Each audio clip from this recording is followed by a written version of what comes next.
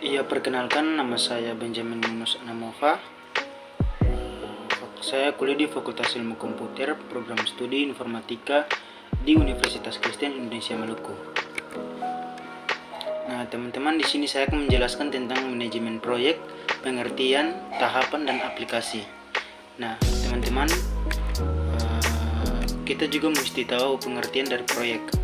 Pengertian dari proyek yaitu proyek merupakan upaya sementara dilakukan dalam suatu industri untuk menciptakan sebuah produk, layanan, atau hasil yang unik. Dan sebuah proyek bersifat unik dikarenakan bukan merupakan operasi rutin, tetapi merupakan serangkaian operasi khusus yang dirancang untuk mencapai satu tujuan.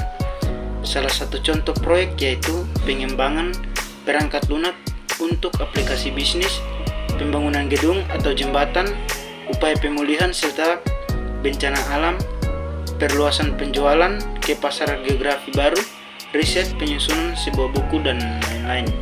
Nah, itu adalah pengertian proyek. Nah, di sini pengertian manajemen. Pengertian manajemen itu suatu proses manajemen pada suatu proyek dari awal hingga akhir proyek agar tujuan proyek tercapai dengan baik, tepat waktu, sesuai mutu yang disyaratkan dan sesuai biaya yang disediakan. Manajemen proyek ini merupakan penerapan pengetahuan, keterampilan, alat, dan teknik untuk kegiatan proyek agar memenuhi persyaratan proyek. Nah, itu adalah pengertian manajemen. Nah, teman-teman, di sini kita masuk dalam tahapan manajemen proyek.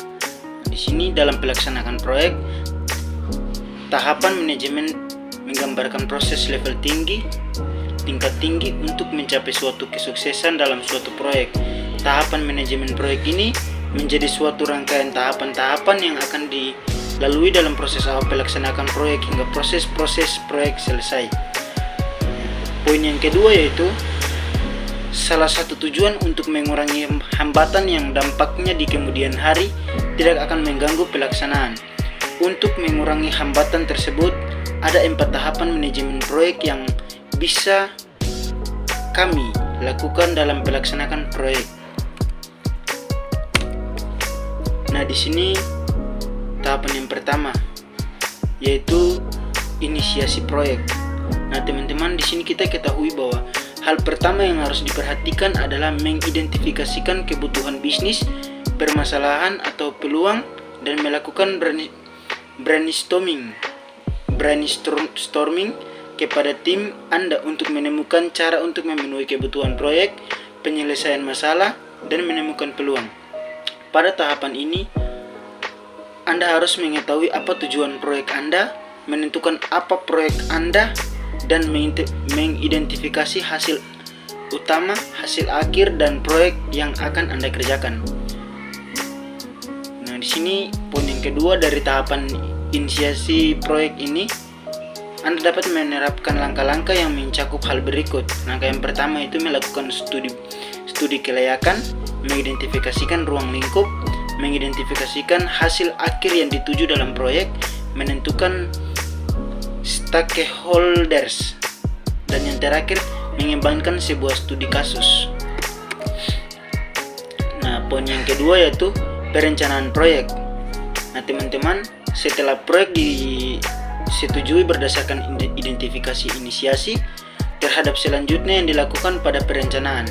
Pada tahapan ini, Anda harus melakukan brainwork dari proyek yang besar menjadi tugas yang lebih kecil, membangun tim, menyiapkan jadwal untuk menyelesaikan tugas-tugas, dan Nah, itu teman-teman, menyelesaikan tugas-tugas. Nah, yang kedua itu poin tahapan perencanaan proyek ini, Anda dapat menerapkan langkah-langkah yang mencakup hal sebagai berikut. Jadi, ini teman-teman, dia punya langkah-langkah. Yang pertama yaitu membuat perencanaan proyek, membuat diagram alur kerja, melakukan estimasi biaya, mengumpulkan sumber daya, dan yang terakhir mengidentifikasikan risiko dan mengantisipasi risiko yang berpotensi menjadi penghalang selama proyek berlangsung.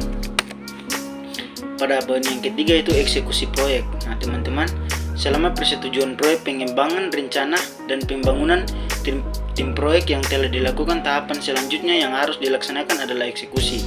Tahapan ini mengubah rencana yang sudah Anda buat menjadi tindakan atau pekerjaan Anda yang harus Anda kerjakan.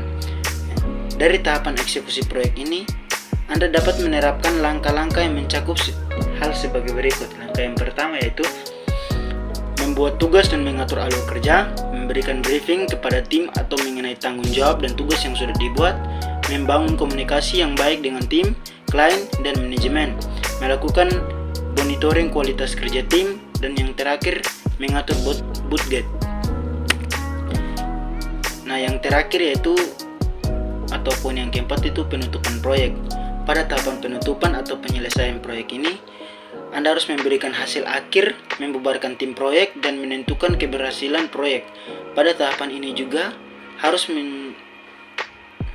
menjalankan evaluasi manakah proyek yang berhasil juga tidak pada proses pelaksanaan proyek berlangsung. Dari tahapan terakhir ini, Anda harus menerapkan langkah-langkah yang mencakup hal sebagai berikut. Langkah yang pertama itu menganalisa performa proyek, menganalisa performa tim, mendokumentasikan hasil proyek, dan melakukan review pasca implementasi proyek, dan yang terakhir melakukan evaluasi budgeting yang digunakan yang tidak digunakan pada pelaksanaan proyek. Di sini ada metodologi.